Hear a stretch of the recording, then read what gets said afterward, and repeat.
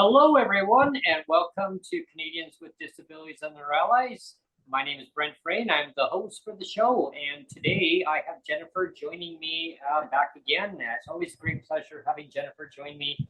And hello, Jennifer. How are you today? I'm doing really good today. I'm really happy to see you guys, and I really missed you guys. I'm grateful to be welcome back. It's always a great pleasure having you back. It's always happy to see you too. And it's always great that you're bubbly and just like myself, with personality-wise, just go with the flow. And yeah, thank you. Awesome. Thank you so much for the welcome. You're so awesome. I appreciate you. Well, it's thank you, and having you always coming back every so often and coming to the show and giving us updates of where things are at. With the dark history. We'll start with the dark history, and then we'll talk about the 60s Scoop, and then we'll progress from that point on. It's funny, like when Jennifer was telling me that she was going to talk about this. Of course, I know about the history, but I didn't know about the term. She said 60s Scoop, and I'm like, what's that? And I mean, I'm not familiar with the terminology. Like I know what it is. Like I think both you and I, Brent, like we're old enough that actually we never learned a lot of Indigenous history when I was going through school. Like a lot of the kids nowadays are. But I certainly didn't learn that stuff. And so I didn't know the terminology either. So when Jen said 60 Scoop, I'm like, oh, okay. So I had to actually look it up, even though I did know the history. I just didn't know the term. Well, and I'm learning as I'm going along too. Like I didn't know a lot about how different the Indigenous background of how things came to be. Like like you're right, Neil. Like I wasn't taught that in school. I mean, and I think we were deliberately not taught that in school for reasons why we because they didn't want to tell us the ugly truth, right? That's right. Let's hide it away, just like they used to hide people with disabilities away in Glass. I think you brought this to me, Darren. Is that your friend Gregory there? Let me go fill it up now. So I want to thank you guys and hi. There you go. What I'm gonna do is I'll pin Gregory down here. One second. Hi, Gregory. Give me a second. I'll pin some windows around here. Okay. Make it look pretty. All right, there we go. It's been a while. Yeah. Yeah, I haven't explained. Brett was just getting to the part of talking about sharing with Neil about the 60s Scoop, that he never knew the terminology of the 60s Scoop. So I'm, I guess, talking about it today about the 60s Scoop is a claim against the federal government for something called genocide. It's when they did an act to people and they removed us out of our parents' homes and into a different culture. At that point in time, we were either placed into foster care. Some people were actually adopted out. Families were split up. It was a very devastating time most of the people who are part of 60 Scoop are either grandchildren or children of residential school survivors. So right now there's doing more research on intergenerational trauma, and we're doing a lot of healing work. So there's some really good things happening with the 60 Scoop. And I guess the qualifications are being born between, I believe, 1955 or 1960 to 1994. So it actually goes even into, I guess it would be the millennial scoop. Right. Yeah. You know what I mean? Like from this. Yeah, and I was doing a bit more reading up about it too, and I didn't realize that the settlements from that they're still ongoing. There's still ongoing settlements for that. And that's like going way back, like you said, to like 50s and 60s, and there's still ongoing settlements related to that. Going back way decades, yeah. Absolutely. So yeah, so that was a part of it. So I applied, and I believe it was 2019 December is when they cut all the claimants off for the settlement, that you couldn't apply after that date. I got accepted, of course, like it was pretty close to right away as a claimant because I was placed into foster care. My birth mom went to a place, I believe it was called Villa Rosa in Manitoba, and she was put in there and was told, you're not responsible enough to have a child, so you're too young, you're Indigenous, and that was it. So I'm really thankful that we reconnected, but I've been doing a lot more healing stuff with SOC, which is Southern Indian Chiefs Organization, and with Anish in Manitoba, and also with an IRS program. So I'm really grateful because I'm learning skills and stuff, and it's a lot of fun. So Yeah, that's good. That's good. Yeah, it's great that you're learning a lot of skills with that. Yeah, for sure. Yeah, so it's it must have been quite traumatic for you though, like kind of like thinking back of like what you've gone through too. Yes, absolutely. Well, there was no consent, right? I mean, the kids were just taken. There was no consent from the families. It was just like, give us your kids kind of thing. It's like, it's pretty scary. Yeah. Well, some of the babies were taken right in hospital, like I was. So like you were basically giving birth to a baby that you knew that you wouldn't bond with, you know, when you're pregnant, right? So I'm pretty sure for a portion of my birth mom's pregnancy, she had gestational trauma, which actually happens to most Indigenous women.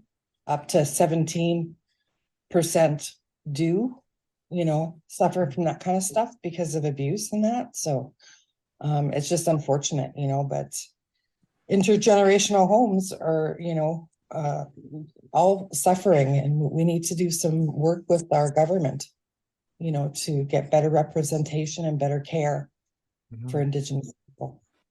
Well, you know, bringing it forward, making you recognize that the government needs to focus on Indigenous and look at the background of where things went off scale, right? I mean, and really focus and really narrow in and like say, okay, like, you know, we screwed up, right? We screwed up. We need to, you know, like the government, they screwed up and deliberately, right? So it's recognizing that Indigenous people have rights in Canada too. Yes, absolutely. Yeah, it's the purposefulness of everything that always bugs me about everything, right? It's like I mean, unicorns, right? When you see things done on purpose, it's like, okay, you know, that has to stop, right? Yeah, especially if it's out of a malicious, like a genocide, you know, as there are many other cultures who have suffered genocide and a lot of unfortunate things and are still suffering, unfortunately. But I mean, when we can hold parties that know and have legal binding agreements like the treaties, not just in Canada, but in the UK, it's really important. It's really important to know that we, because of the treaties, are treated with respect. And I think a lot of that with our federal government not only has lost respect for us as Indigenous people, but also for us as disabled people. Oh, and absolutely. senior. So, I mean, that's one of the Yeah. reasons why I thought I would invite one of our dear friends, Greg, Yeah. so that you guys know what we're doing. Yeah. Not to go completely off topic, but we're doing a petition, so that's why I wanted Greg to Okay. pop in. Greg, I- did you want to pop in? Great. Yeah, great. Thanks, Jennifer. His name is there, but his face isn't. Just to let you know though too, I wanted to I've been trying to get Neil Belanger from BC Anns on for quite a while, and he Okay. keeps saying that he wants to come on, but Mhm. you know, I think he'd be great too, because you know that's the organization that you know, for disabled people and indigenous, you know, and so He's I very- think it'd be great to have him on as well. Oh, right on. Yeah. That would be a good idea. Mhm. Yeah, I appreciate you guys, because you guys, we're all programmed as colonized Westerners. You know, that is what we kind of grew up being, all colonized. And I grew up without that bond with being like a reservation treaty type of person with the land, with Mother Earth, you know, Father Sky, Grandmother Moon, Mhm. Grandfather Sun. So I didn't bond like they did, having that culture brought up from quite, you know, I'm little. I'm curious, just because Brent came back from the States, so I just wanted to take an American slant on this for a second and just ask Jennifer, do you know what the status of Aboriginal or Indigenous things are in the States? They're still Uh, dealing do they have the same kind of issues. issues, Yes. and do they have lots of settlements there? I'm just curious if it's the same issues over there that it is in here in Canada. I believe the same issues of missing and murdered women, children, girls, and trans LGBTQ are same problematic, the same underfunding that they don't get from the reserves, because some of the reserves are living in poverty and not in good conditions like the ones in Canada. But as for the lawsuits, I'm not sure. I actually am not affiliated with anyone really in the States. Okay. Indigenous wise, I'm just meeting people now. I've met a couple of pretty sassy, amazing ladies that are from the States, and I'm really grateful for their friendship, but I don't personally know where they're from exactly in the States, but they're all Twitter friends, of course. Okay. Yeah, when I was in the U.S., I had a few conversations just very briefly with a few indigenous people, and they were traveling, and you know, poverty is huge in the U.S. From where I was, as you saw in some of the video clips that the Neil's posted out. I was just, my gosh, my jaw dropped. And like some of the footage, like looking at all these tents everywhere, tents. People just wanted homes. They just wanted homes. They wanted their freedom of just being able to come and go and have a safe place that they could call home. They lost their jobs. Big corporations shut down because the financial security wasn't there to help them.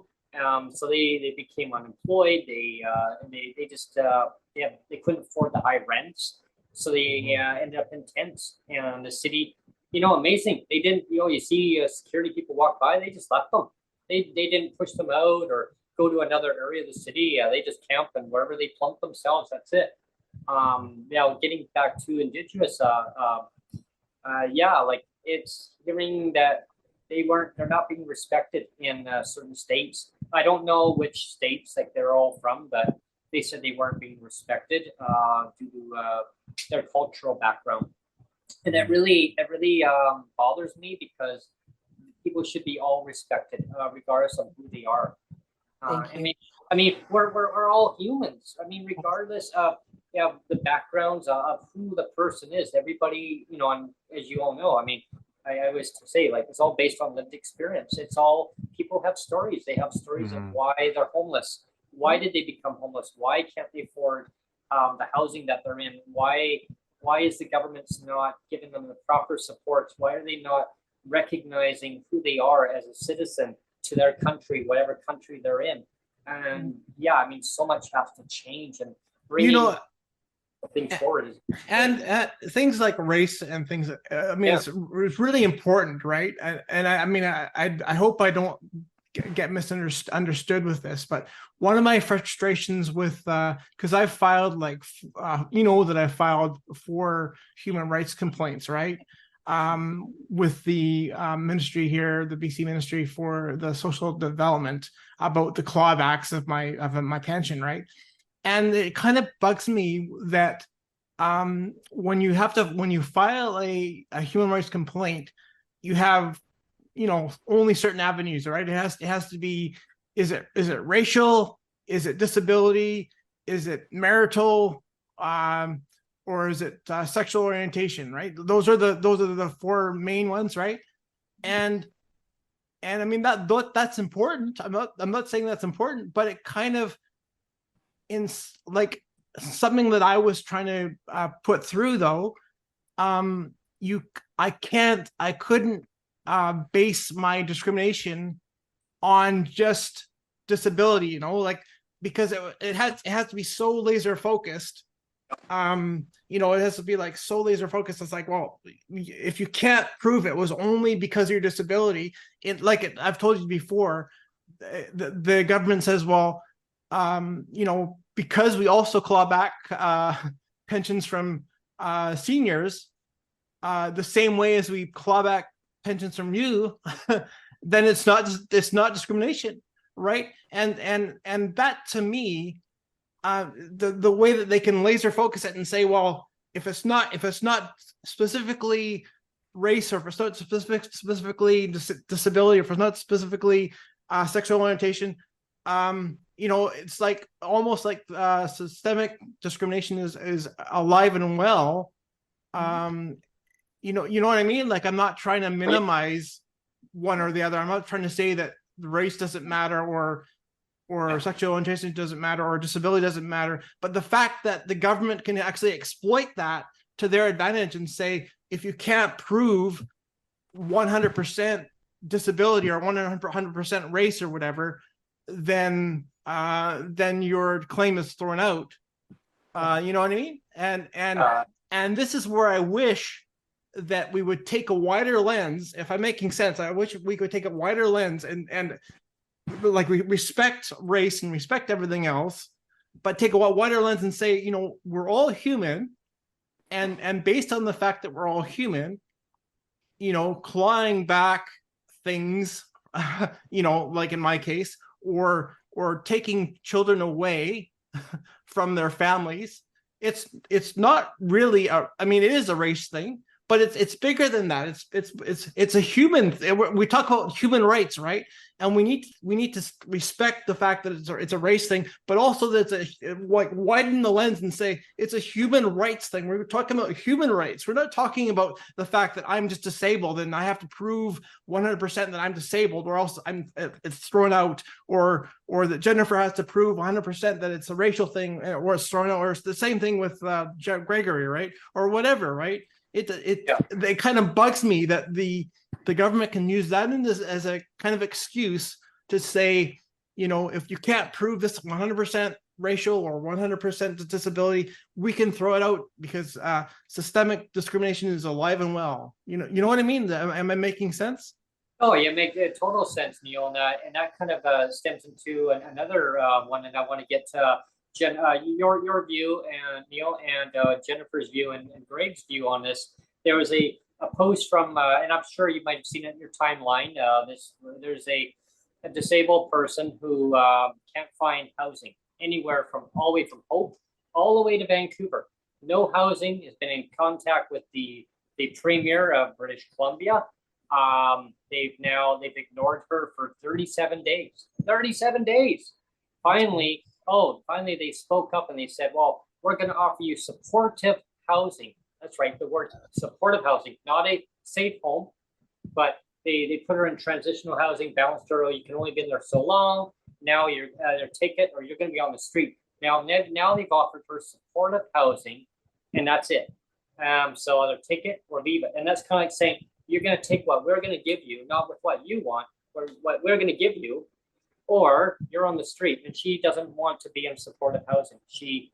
And I mean, I'll say her Twitter name because she wants people to retweet it out there. Her Twitter handle is called Witchcraft.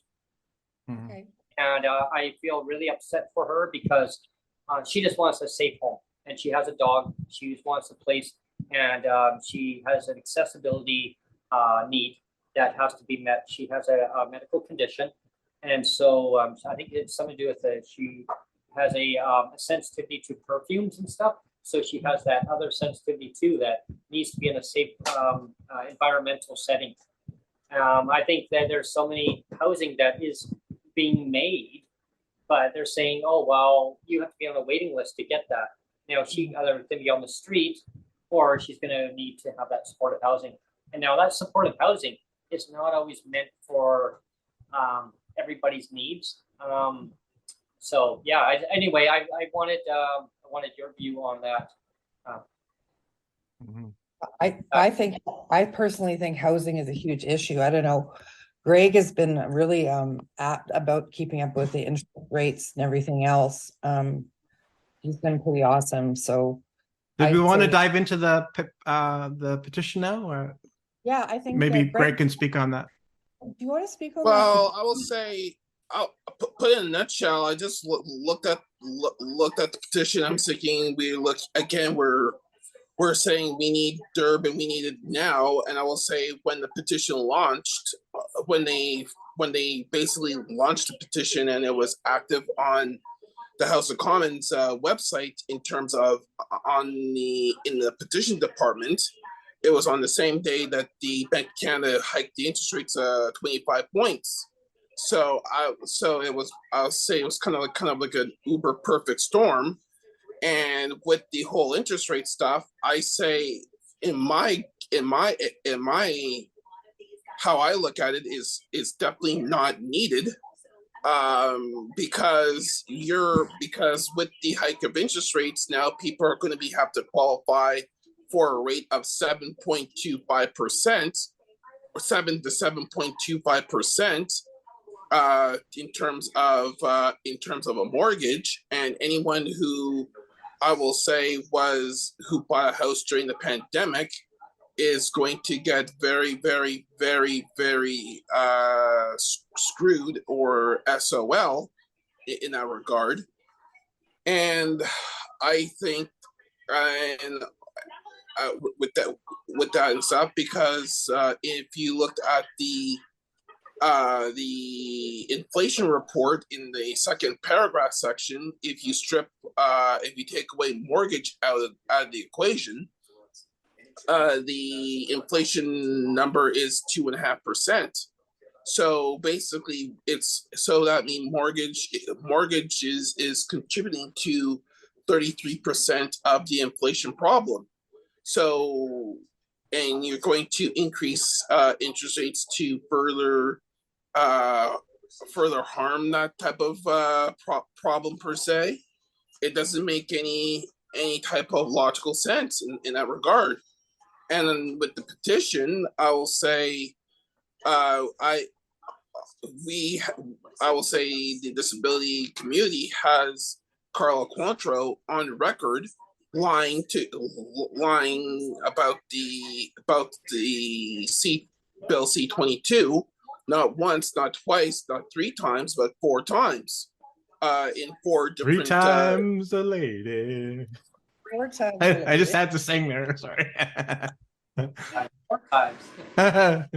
Yeah. Ha ha, Neil, ha ha. So basically, I say, to me, I will say she had, and then all of a sudden, within 24 to 48 hours after the bill has received foil assented, she basically comes out and shows her true colors and tacks on 6 months to this. So, and with the mixture of what the Bank of Canada said, which means we will get into target range in mid-2025, that's where I will say if they do that at that time, I think that they will they'll go to the polls and go to the polls, and all depends on how the regulations festers out.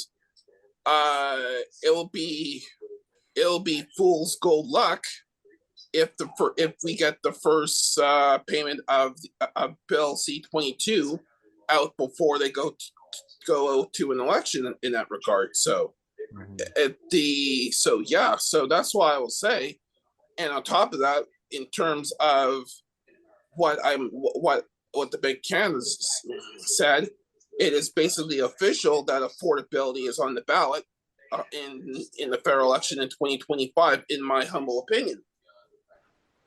Yeah, and people are, I think people are suffering now. I mean, imagine 18 months from now, how bad it's going to be. And then, of course, the provincial government's little pittance here and there, which is not helping the situation. See, they're all the provinces were waiting on the federal government to deliver the Bill C-22, the Canada Disability Benefit. And they were hoping on it. Well, they hoped too much, because I could have said right from day one, maybe you want to take the responsibility yourselves, the governments, the provincial governments, and actually raise the rates up. Now, if the federal government did that, well, now that's just going to be a top up. If, and now we know that if is going to be way down the road, and who knows when. Well, the thing is that the middle class, if we can even call it middle class anymore, I don't even think the middle class exists anymore. No. But the middle class is feeling the pinch, feeling the squeeze. So if that segment of the population is feeling the squeeze, how much more is people with disabilities feeling it? The thing with is people don't understand how much do people with disabilities spend. We actually spend more money than the average citizen does. It's expensive having a disability, really expensive. It is very expensive. I mean, it just a basic income would take care of it all. Well, I guess that's really what like I said, why I brought Greg in about the CPP disability. So there are two petitions. One is on change.org, and there's a second petition that that's in Mike Maurice just launched because personally, because this is why I said, that's why I basically did not want to sign the change.org petition, because if it's all technical. I know that Jennifer just basically did cartoon buggy eyes here, but it's all technical. You cannot, and I said this loud and clear. You cannot bring in a change.org petition to a member of parliament to get it recognized inside the House. They will not recognize it. That's why I said from the start, I would say, if it's going to be a petition to the House of Commons, I will only sign House of Commons sanctioned petitions, because it'll be put on record inside the House. Yeah, that's why that's why I say, if you're going to do it, that's why I say, if anyone's going to do a petition, get a member of parliament to back you up on it, because it'll be officially recognized inside the House of Commons. But we do have that now. We have the signatures and we have it signed. So it's it's ready to be emailed and passed around and forwarded. Because I think, honestly, if we can push them to the point of getting Bill C-22 passed, Indigenous people are pretty angry right now, and they're definitely listening to us because they want to do the cows and pork claims across Canada and other things that they're settling legally across Canada. I know, going back to Neil Belanger from BC Ants, I've seen a lot of his tweets, and his focus recently is, just by reading his tweets, just by looking at his history on his tweets page, is he's really focused on MAID. Like he sees MAID as a huge issue, and I mean so do I too, right? I mean, you have to respect life. Like, all life is valuable, right? And I mean, that's why it really bugged me, and I've talked about this before, but it bugged me like when the pandemic hit, that you'd have the provincial health officers and whatever else just standing up there and saying, isn't it sad today that we lost, X amount of people? And it was sad. I'm not trying to minimize it. It was sad, but it's very hypocritical when you can say that those 5 or 10 people lives mattered, and then you say like, but these lives over here don't matter, and it's just, everything matters. Like, don't just, that's what I was talking about. Like, when you focus on land in too much, you're missing so much of the picture, right? You can't just say, you can't just say that, I'm going to throw out your discrimination case, Neil, on disability, because you can't prove it was only disability, right? That's stupid. Like, if something's wrong, it's wrong on a human level, on a human rights level. If something is wrong on a human rights level, it's wrong. It shouldn't just be wrong on a disability level. It shouldn't be just wrong on a racial level. It shouldn't be just wrong on a whatever sexual orientation level. If something is wrong, it's wrong, period. Right? It doesn't matter how tight the lens you want to put on it. You know what I mean? Well, I remember back, when we had the Twitter space one going, when I had, when I had the former minister on, not too many months ago now, again, former minister, Honorable Shane Simpson. And remember when he said, this is going back last year too, when I had him on Twitter space, and he was very skeptical about the Canada Disability Benefit, even back then. I remember, yeah, he was. Yeah. I remember Michael Prince, same thing. They were very skeptical about it, saying that they figured that the federal government's going to bungle this up, right? And I remember that. Yeah, you guys. I remember. I think Greg. I think you had a question at the time for the minister. I think it was. I can't recall. And like he pretty well answered, like saying he was kind of leery. Like, it's like, well, that's. I think people had questions. Well, who's going to get it? Who's going to qualify? Is it going to go to help everyone?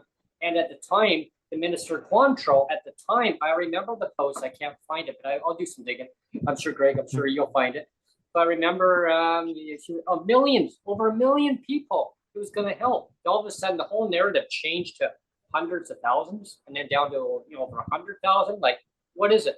Like, it was flip flop. Like, and but I remember the conversation on that, and they were just really pink unicorns all around. Everybody gets a pink unicorn. They were concerned that there was going to be some kind of delay, and they were hoping that there would not be a delay. And sure enough, guess where we are? Mm-hmm. Yeah, it's like almost like they had a crystal ball. They saw into that, right? Well, yeah, and again, I'm not trying to. I'm not trying to pretend that I know everything, and I'm not trying to throw government under the bus or anything like that. Like, but I'm just trying to say that it bugs me that there can't be a little bit more transparency, a little bit more truth and honesty in government. Like, if you say something, like, go ahead. Go ahead, Jennifer. I agree with you. I think, Neil, like, and I appreciate everybody like in the space. I appreciate Greg coming in, and I appreciate Brent, because the one beautiful thing is, like, whether you're disabled or you're trans or you're black or you're indigenous or you're Caucasian, it shouldn't really matter if you get discriminated. Your human rights just be honored. And I guess with the 60s Scoop, in that we have inherent rights, which is a little different. And that qualifies us, I guess, for the rights of the land and the minerals and the water. And there's a lot of stuff going on that they're trying to basically buy the rights back and just have us sign deals for some settlements, and then we will be able to, I guess, have certain rights that we give up. So for us, it's like, it's a hard go, because it's such pressure, and even with the CPP, there should be some sort of fluidity, I think, because the DTC, which is the disability tax credit, and the CPP disability should really be the same qualifications. It shouldn't be across the board. Like, I don't know, Greg, do you agree with that, or what do you think? And what's your view on that, Greg? I totally agree that it should be the same qualifications, because I'm thinking you're just creating more bureaucracy and more red tape to red tape and that type of stuff. I will say if you put that in that regard and stuff, so it should be more uniformity basically across the board in my eyes. So. Yeah, it should be automatic. I think like it's just more streamlined right across, and there needs to be more accountability to the policymakers, and the ones who decision makers who come with these programs, and just give it to everybody automatically. I mean, I always give that narrative is, my gosh, if you give people some money, what are they going to do with it? They're going to put it back into the economy and back into help small businesses rather than big corporations where, my gosh, they're shuddering, because if you don't give, well, I mean, I don't really care too much about the big corporations so much, but I do care about the well-being of the individuals working there, because when I was away, I could not believe that there was no Walmarts. They all shut down. Greg and Jennifer and Neil, they all shut down. I said, well, you know where there's the closest Walmart? They're like, Brent, they've all shut down. And I said, oh my God, eh? Like that. And they're like, there we go again. That Canadian A. Why do you guys keep saying A? I said, this is automatic. So they started joking with me. They're like, how is it up? Up north? And so I threw kind of a quirky little thing at them. I said, what do you mean? Like the temperature? Yeah, it's about I think it's about 26 right now. Oh my God, you guys must be freezing up there. I said, oh yeah, no, we live in igloos, right? And You're gonna love the next segment that I put together, Brent, because you're talking about the Celsius and Fahrenheit thing, and I put a little snippet in there, and you're just gonna howl. It's almost, I'll probably publish it tonight sometime, because it's basically done. I have it in the can. I just haven't put it on I haven't put it online yet. It was interesting about, like, when we were talking about how the economy is in a way, and like how like CPP and this and that, and it kind of reminded me where it stemmed back when I was shocked that all these Walmarts were shut down. Why? Because there was huge theft going on, and it was costing the corporations a lot of money in insurance claims, and it was costing so much that it just wasn't worth them keeping the business open. It got to a point where the insurance companies just would not insure the corporations anymore, the stores. And now these people, over 600 of them, are now homeless. And other stores that they worked at, like Macy's or Sears, J.C. Penney, gone. And you said that there was a whole mall that was just evaporated too, right? Gone. Yeah. There was, and I was reading up. Apparently, it was a new. Another owner had got it, and then they went into foreclosure. Now there's another one who wants to revitalize it, because the mall was actually built in 1960, Jennifer, back in the Sixties Scoop, and and so the new owner wants to revitalize it. Some architecture came along and they put a spiral staircase in there, and took away from a big giant skating rink inside the mall. And they put this in there, so it took away from some of the skating rink in there, where seniors were coming in there and having a good time, and it was an outing for them. And now it made it smaller, like an egg shape. Mm-hmm. So the architecture wants to come in and revitalize it, put it back to its normal state. I never went in there because I figured it was completely shut down. And I'm pretty sure it is pretty shuttered. There's probably not too many stores that open there.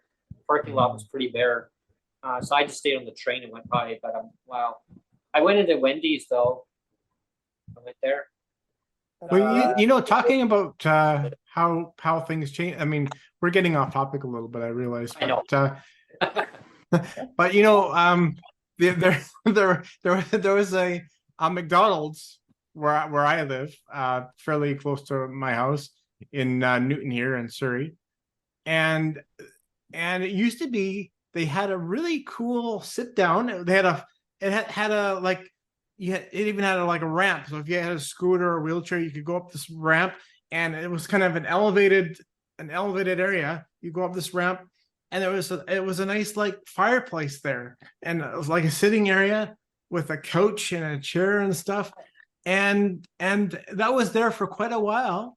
And it was nice. Like I would always go up that little ramp in my scooter and sit there, and it was nice and open. And what did they do? They tore it out. And they put more seats in there, and now it just looks like a generic, like a generic McDonald's. It's just like nothing special. Well, It's like, why? Yeah.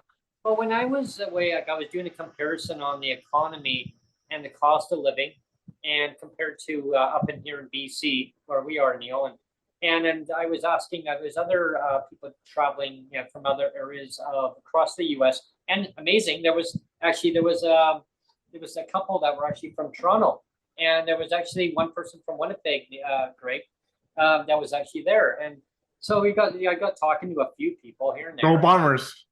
Yeah, and so I was just joking with them. I said, "Oh, it must be cold in Winnipeg right now, right?" Anyway, we're joking back and forth, and it was kind of comical. The people working in the hotel there were quite really great hospitality, and anywhere where Sonia and myself went, we asked for directions. People were just there, no problem. Like, yeah, you go here and go there. But I looked at the cost comparisons, and I was thinking in my mind, my gosh, how basic income would help so many people, even in the U.S. And I was asking people their opinion about it, even in Canada. They're like, oh, absolutely. Like it was a no-brainer. Guy goes, it's a no-brainer, man. Like, I mean, that's what's going to happen because right now we're steering into a recession. They said no politician will ever admit right now that we're going to go into not a soft landing. It's going to be a bumpy landing. And they're projecting late next year or 2025. And I said, what's this 2025? I thought it was 2024. Yeah, well, now their projections are kind of bumped forward. I said, election time. They're like, bingo. And then they're gonna blame another government. They're gonna say, oh, it's the other government. They caused the problem. It was interesting analogy, but the cost of living though, really, even with the buying power with the dollar, it was pretty close. Like the cost of their stuff there is really. It's the Spider-Man meme of all the Spider-Mans pointing at each other. Yeah, yeah, no, it is. And I went to Wendy's, and oh my gosh, it was terrible. I should have just stuck with a small item. It was just disgusting. I just threw it out. I couldn't even eat it. Do they have good malts? They do. No, they got malts. I think a strawberry one there right now, and it's so good. Oh, that was actually, I enjoyed that more than the meal. I just tossed that out. I had the malt. That was great. The heck with real food. Just have a liquid diet, right? Yeah. Oh, yeah. A friend of mine was joking with me. He says, why didn't you go and have a Big Mac at McDonald's? I said, no, thanks. Like I saw how they made it. It was just terrible. Like it was greasy. And I stuck with a cheeseburger and a coffee. $1 coffee. Yeah. Hey, with the exchange, it's so cheaper there than it is here. But in Expo 86 time. Oh yeah. I'm old enough to remember Expo 86 here in Vancouver, and the only place I would eat, the only place you could afford to eat, because I was down there every day, the only place you could afford to eat was to go to McDonald's, to go to the McBarge. I would always go down there and grab a burger and a drink because it's the only place you could eat cheap. Yeah. Well, we were very selective of where we went, and amazing. Like it worked out well. I went to Red Robin's one night, and I ordered Greg and Jennifer and Neil and a chicken strip meal, right? And these pieces of chicken were huge. I mean, like 6 pieces, and they were enough for like 4 people. Let's put it that way. I couldn't even get through it. Are they feeding the chickens growth hormone or what? I don't know. They were just like. I should have taken a picture, Neil. We want to pump you up. Yeah, and endless fries. I mean, I couldn't even do it. But yeah, I mean, with the price difference, it was still cheaper than it is in here. Why? Yeah. Here's the magic thing. They don't charge tax there. They don't charge tax in Oregon.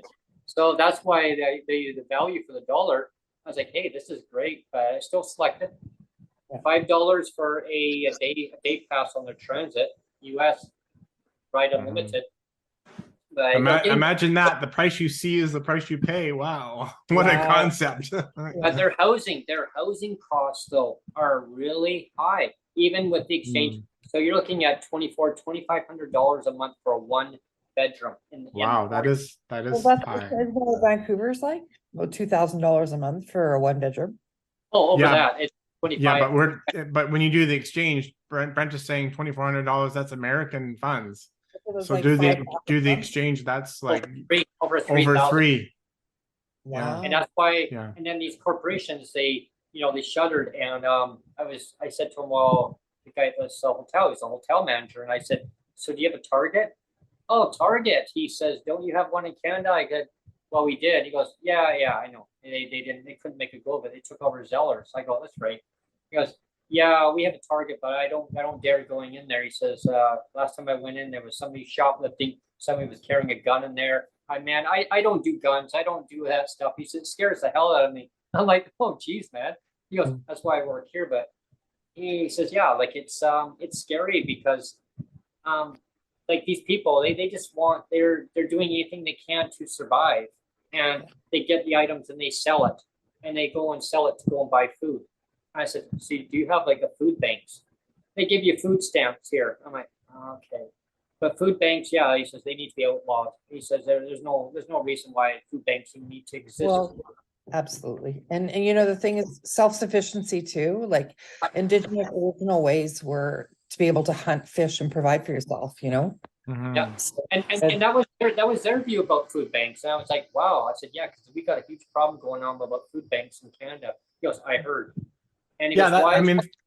Yeah, and he just like, why is your government promoting food banks? He goes, I don't get it. He says, we talk to tourists all the time, and you guys keep promoting food banks. He goes, you guys stop doing that. You give the money to the people. They're gonna buy fresh vegetables. Maybe they can grow a garden. Have a garden, and you grow fresh vegetables and self-sufficient. He goes, food banks are manufactured industries, and they only have their own narrative for themselves. I go, bingo. Yeah, I mean, there's something to be said about there's all these interdependencies now, right? I mean, what Jennifer said was true. I mean, Yep, if you can go out and kill your own animal, or grow your own food, I mean, you don't have the dependency on anything, right? But as soon as you're dependent on getting your chicken nuggets from the supermarket and putting it all in the freezer and all that kind of stuff, I mean, you're depending on other people and other places of business, right, to sustain yourself. And so we're so dependent. Look at how dependent people are on cars too. Like we're dependent on electricity and cars. I mean, if we lose power, I mean, it's just like chaos, right? It's like, what do I do, right? Yeah. And so there's something to be said about going back to the days of yore. I'm not saying that everybody should go out and kill their own animal, but there is a definite benefit of that, right? I mean, because you don't. Yeah. You guys are in BC. I don't know. You guys don't fish? What's that? I said you guys don't fish? Well, I haven't fished for a long time actually. I used to fish a lot actually, but yeah, I mean my dad had used to have tons of boats when I was young, and he got rid of the boat because we moved away from the water more, so it was harder to find the water. But I remember when I was a kid, my dad took me out fishing. My stepdad took me out, and I caught a big, well, not a big. To me, it was big, but it was a little baby salmon. And I was like, and I thought, well, it's stuck or something. He goes, no, you got something going on there. I go, what? He goes, wheel it in. I go, what? No, Brent, the other way. And I go, oh, no, don't let it loose. I said, what? And he goes, it's gonna tighten up more and more. So I pulled it, and he goes, so he grabbed on, and he says, you hold on, I'll hold on to the rod. And he pulled it, and this thing just. And I didn't know it. I was like, oh my God. It's like things jumping up and around. I said, what do I do? I go, do I stop? He goes, no, don't get your foot on it. He says, but he took care of it, right? But yeah. Everything was like, it was pretty big. That's awesome. Maybe but I was excited. Maybe 40 years ago, might have been around 40 years ago, I went with a good friend of mine and his family. We stayed in a cabin down at Boundary Bay. So it's right on the border of U.S. and Canada there. And so it used to be like, again, going back 40 years, like the tide would go out and you get all these crabs that were just trapped in their little pools, right? And you could just go, and I was still on crutches at the time, and I would just, even on crutches, I would go out and I would scoop these crab up, and we would get like 12 crab each a night or something, and you'd have like these cooked crab with melted butter, and it was great. But you think about now of how all that stuff is so overfished now, right? I mean, I don't think there's the population of crab there now that there used to be, because but it was so easy before. You could just scoop them up and you'd have like a whole whack of them. You go home and cook them. It was great. Oh, well, we went on the coho when we left, and it was a little, the water was choppy, and so the boat was, and I had never been on this ferry before, and it's a very basic ferry, very basic, not compared to BC ferries. This was like a little snack bar in there, just all your basic sandwiches and drinks, and anyway, and the ferry is just kind of and I'm used to the ferries, but I'm like, whoa, okay, and it's like, and going through the San Juan Islands, it was quite an experience. I mean, I would do it again, oh, for sure. Because here's the thing, when we got the ticket, the lady says, there's technically you've got a year to use the ticket. So I said, well, what's the date on the ticket? I don't see a date. And she said, you got 1 year. It says on the bottom, it says expires when when it's good through. I'm like, oh wow. So if you change your mind, you get there and you decide to come back a different direction, that's fine. You can use that another time. So we got a ticket sitting here for 2 of us. So I can go across right from Victoria, right over. If I wanted to go to say, I don't know if I want to go to Port Angeles for the day, I could just go there for the day. But then here's the thing, then I got paid to come back. But hey, it's just $22.75 for adult US. So it's like $45 Canadian. But I mean, I just have to pay $45 Canadian and be there for the day and come back if I wanted to. That's fine. Sounds like a great day for you guys to do. Yeah, well, I mean, the train company was trying to really push a narrative on me when I was getting the ticket, and she was, well, why don't Brent? Well, she was, I'm not going to try and this is nothing against anyone in the U.S. If don't take it the wrong way. I'm not throwing like a slang language here, but Brent. I mean, why don't you want to catch the train at 3:05 and then arrive in Vancouver at 11 o'clock? I mean, come on. Like, I'll even give you a good deal. I even get a promotion on. I go, okay, well, unfortunately, I want to be able to get home. Where's home? I go, Victoria. Okay, you can't get from Vancouver to Victoria at 11 o'clock at night. I go, I'm sorry, BC Ferries doesn't run after that time. They don't believe in providing the service to their people in the communities. It's like a highway, but it's a highway shut off at a certain time, 9 o'clock, that's it. So it's just, what does that mean? I go, it means I'll be stranded in downtown Vancouver. It's probably not a good place for a person to be stranded in downtown Vancouver. It's not a safe place? No, it's not a safe place. So anyway, long story short is, I said, no, I'll get a throwaway ticket, take the train and then catch the bus and go to Vancouver and leave early from Portland in the morning. And we left at 8:20 in the morning. And so we got to Seattle, had a 2-hour layover, transferred onto a bus. And that was a heck up in itself, you guys. Because everyone's lined up, and there was 2 buses parked there, and there was no communication from Amtrak. Well, which bus that people are going to go on? Like, one was going to Richmond and Vancouver, one was just going to Vancouver only, but they didn't tell everybody. So we're all lined up thinking, okay, this is the bus here. Bus door gets on. Okay, so anyone wanting to go to Vancouver directly, you need to go to the bus up front. What? And I said, okay, well, so I figured, okay, that's the bus. So I got my luggage, put it underneath. I just grabbed it, heaved it underneath. He opened it up. What are you doing, sir? Put my luggage underneath. Where are you going? I go, I want to get off in Richmond because I need to catch a BC ferry, and I'm going to catch a bus to take me out to the terminal.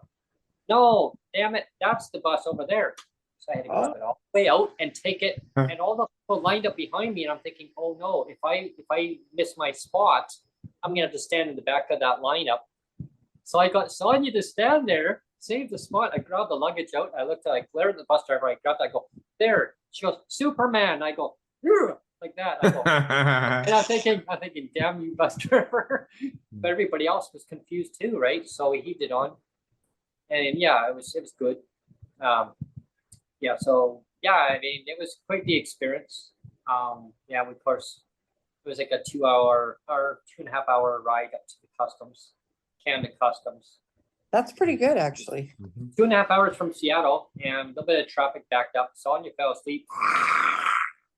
And then I'm looking out the window. I see all this traffic. I'm going, oh no. I hope there's not going to be a major like a backlog, an accident or something. No, bus driver. I hear the bus driver in the front. Damn it all! I just need a cup of coffee. He says, people, come on, learn how to drive. He's getting mad. This Chinese guy. He's, come on! So finally, he starts stepping on the gas, and he managed to get around the traffic. We get to customs. Bus driver gets off first, and then he comes back on. Take all your belongings off. Take your luggage in. Customs wants to see every single one. Have your passports ready. Get there. Sonia goes, oh, I used to work with that guy. I used to work with him. She recognizes customs guy because she worked for Canada Post. And I go, oh, how is he? Oh, well, you know. So anyway, he goes, like, come, walk up. And like, you used to put your luggage, Greg and Jennifer, like, you used to put your stuff on a conveyor belt, and it would read the stuff right on there, right? It would read it. So they know what you're bringing. Now there's no conveyor belt, you just walk in. But they have an imagery. When you walk in through these sliding doors, you walk in, they're already scanning you from head to toe and all your luggage. Yeah. Like they're already scanning you. They already know what you have in your luggage before you can come up to the attendant. Okay, goes, where were you? You didn't even say hello or anything. Goes, so where were you from? Where'd you leave from? I go, Portland. Yeah. So what are you bringing back? I go, oh, we had that declaration form, like $20-something of like, some goodies that Sonia brought back. Yeah, some few souvenirs, like, well, I mean, like some American candy bars. Yeah. Some Babe Ruth. Postcards and stuff, Yeah. and a couple little things of wine.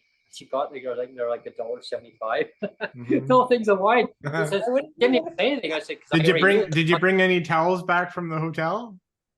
No. No, but no, we brought. Oh, that's There you awesome. go. There. That's awesome. Oh, hang on. There. There. And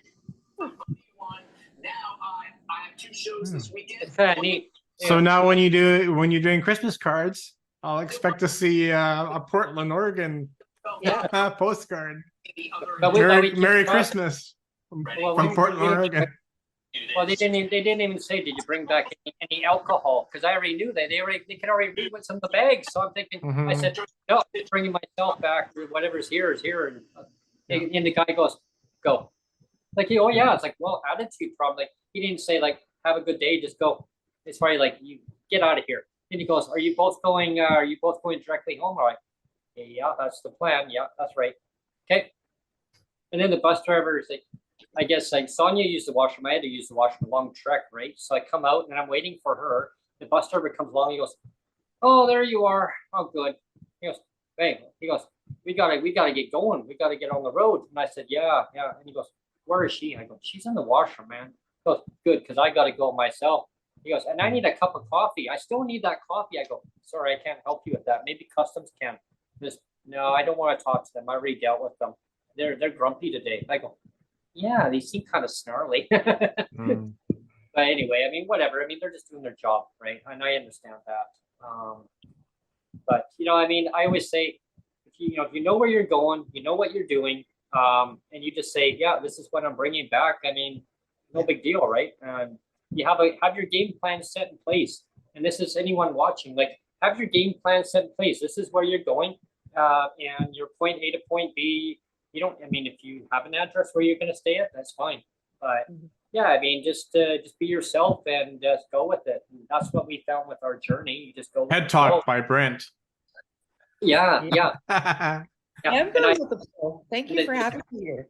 we're getting close to the top of the hour. Actually, we are at the top of the hour. So I didn't know if you wanted to keep going or you wanted to wrap it up or. You want to go for a few more minutes or? I don't, it's up to Greg. I mean, I'm good. It's up to Greg. Greg. Well, I said my piece on all of it and stuff. So yeah. So you're good. If you're- do you want But to you know, getting back to like Greg, getting to a basic income, like the narrative, even in where I was down, they like they even said that that's what's going to be needed going forward. What's happening now is because it's like post-pandemic, and it's all the repercussions of what's happening in the housing market, everything's sliding down, and all the repercussions. It's a delayed response, an economic downturn. It's we're all going to start feeling the repercussions with the port strike that we had in BC for 2 weeks. They said it's going to take months before it recovers. So the cost of things are going to go up a little bit more. I asked them, I said, down there when I was there, what was their view about pandemic help, and also like cost of living help, these one-time payments. So they heard about what we're getting, like what we got, like the grocery rebates. The guy Were they jealous? No, the guy said, he goes, what a joke. He said, you need to give ongoing support. So you need to have like a basic income, because one time they'll feed, that's going to do nothing else. They're taking care of themselves. We're getting breadcrumbed by the government. Surprise. You know, the indigenous people. I mean, for our 60s Scoop settlement, it's 25,000. And the days they're giving between 10,000, which is nothing. Yeah. Yeah, that's nothing. That's giving it needs to between be a lot more. different categories for different things. The 60 Scoop lawyers did not, you know, they did the best that they could, I guess, in the situation of timelines, because you guys, well as I know, when the government has to do something, they actually get it done, you know, and they had to get CERB out for the pandemic.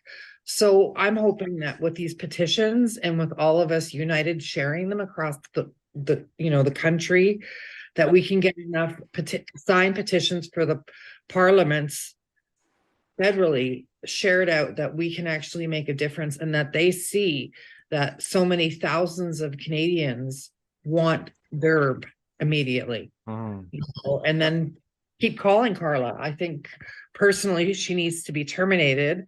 Have her on speed dial. Absolutely. You know, Greg and I are 100% in agreement of discussion before that. It's one thing to make one mistake, but this is a consistent ongoing behavior of our minister, and the lying for her is constant. Like 4 lies in that one.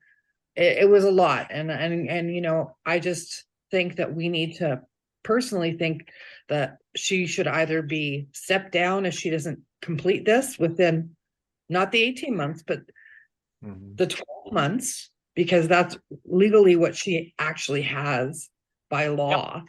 You know, the extension, I think that should be grounds for termination too, you know, but I mean, we're doing what we can to try and get DERB through, but that's my own personal opinion on here's my Billy Joel song again. Honesty is such a lonely world. Everyone is so untrue. You know, that's what government needs to listen to more. Well, if you think about that, when CERB came out, I'm glad you mentioned that, Jennifer, because like when CERB came out, look how fast, and you know, Greg, I mean, look how fast it got out to people. I mean, it's over 1,000 days, well over 1,000 days now. And it's always excuses. Oh yeah, we got your back. Oh, we're listening. Yeah, no, they're not. They're not listening at all. I think it should be retroactive back. Imagine that. And trying to find, I mean, somebody. I know there was some people that were on Twitter. I had one person message me one time. They used to come on the Twitter space. They were going to do a lawsuit. I think they were looking at it. I don't know. She disappeared. I don't know where she is now, but she was going to do a lawsuit. I think she was in the progress of it. I'm like, well, good luck to her, right? But she was going to try and look at it retroactive back to when they first made that announcement for the disability amount. Yeah. Yeah. I mean, hopefully that will work. But if it doesn't, we need DERB anyway. Like, you know, going forward, I think DERB is what is needed. You know, Carla, if you're watching this, please, like, just get the derb out, right? I mean, just derb it now, because that is what's needed.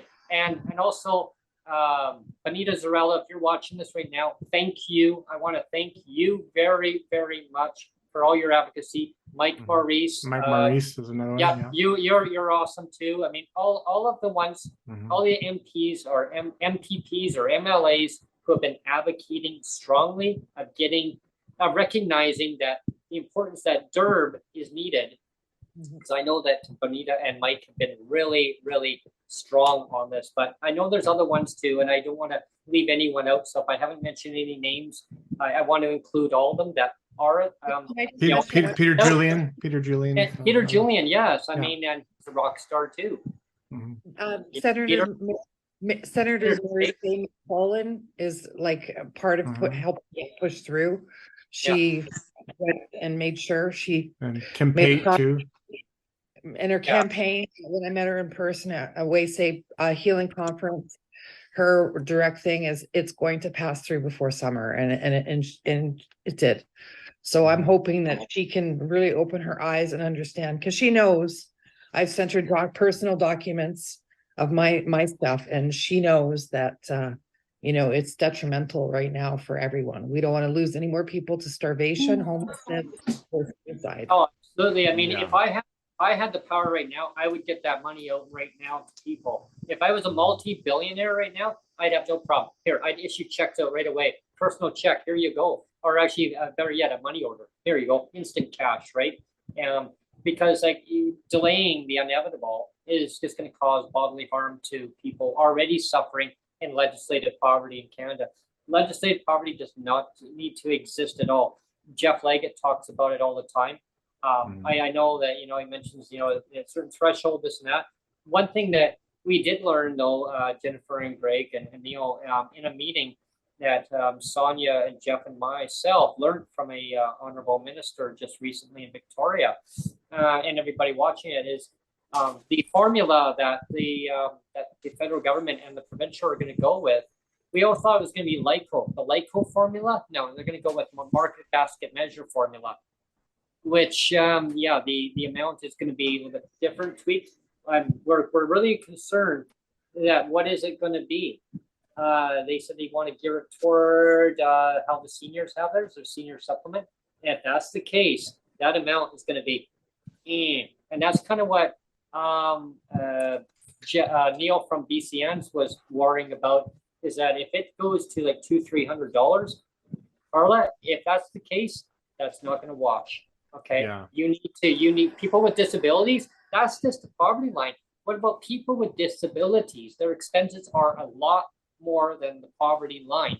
Okay, so please listen to the disability community, lived experience. Listen to the ones who have been given testimonies, that had given witness statements, right, in the committee. Like, I mean, please, like, we're having Sheila Malcolmson come on at the end of the month, actually, on July 31st. And I'll just say, get our wish. You might get our wish with the cabinet shuffle, because I was watching Power and Politics. Cabinet shuffle will take place no later than the end of this month. Oh wow!